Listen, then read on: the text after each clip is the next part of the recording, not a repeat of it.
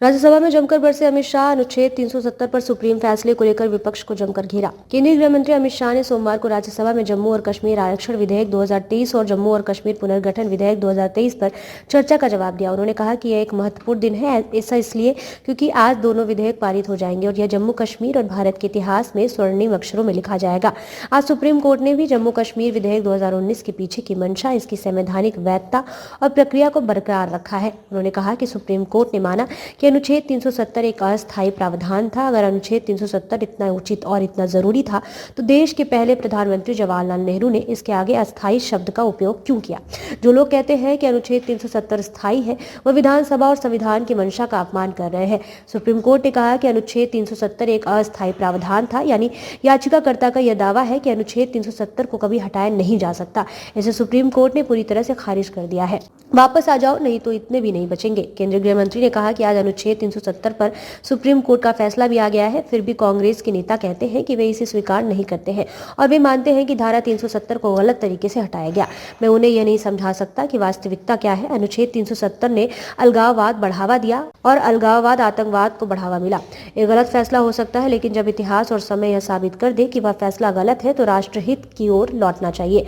मैं अब भी कहता हूँ, वापस आ जाओ, नहीं तो अब कितने बचे हैं वह भी नहीं रहेंगे। अगर आप आज भी इस फैसले पर कायम रहना चाहते हैं तो जनता देख रही है। 2024 में मुकाबला होगा और पीएम मोदी तीसरी बार पीएम बनेंगे।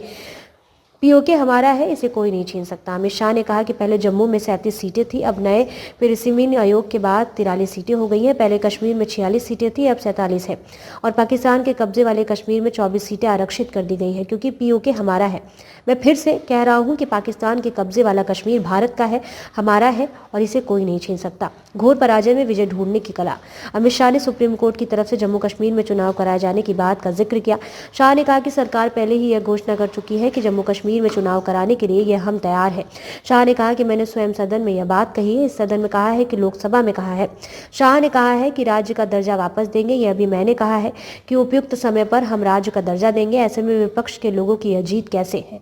विपक्ष घोर पराजय में भी जीत ढूंढ रहा है। शाह ने कहा कि घोर पराजय में विजय ढूंढना, इसकी कला कोई आप लोगों से सीख ले। ये कोर्ट के फैसले को भी नहीं मानते। शाह ने कहा कि सुप्रीम कोर्ट का फैसला आने के बाद भी कांग्रेस ने कहा कि धारा 370 को गलत तरीके से हटाया गया। अब देश के कानून सदनों ने राष्ट्रपति के कानून पारित हो गया, कानून लागू हो गया। किसी ने सुप्रीम कोर्ट में चुनौती दी, सुप्रीम कोर्ट में लंबी बहस भी चली, 5 जजों की बेंच बनी, आज फैसला भी आ गया। मगर ये फैसले के बाद भी कहते हैं कि हम इसको नहीं मानते हैं और कहते हैं कि धारा 370 गलत तरीके से हटाया गया। इससे पहले शाह ने कहा कि अनुच्छेद 370 को निरस्त किए जाने के बाद एकता का बंधन मजबूत हुआ, भारत के साथ जम्मू कश्मीर की अखंडता मजबूत हुई। केंद्रीय गृह मंत्री ने कहा अनुच्छेद 370 को निरस्त किए जाने के बाद गरीबों और वंचितों के अधिकार बहाल किए गए। अलगाववाद, पथराव की घटनाएं अतीत का हिस्सा हो चुकी हैं।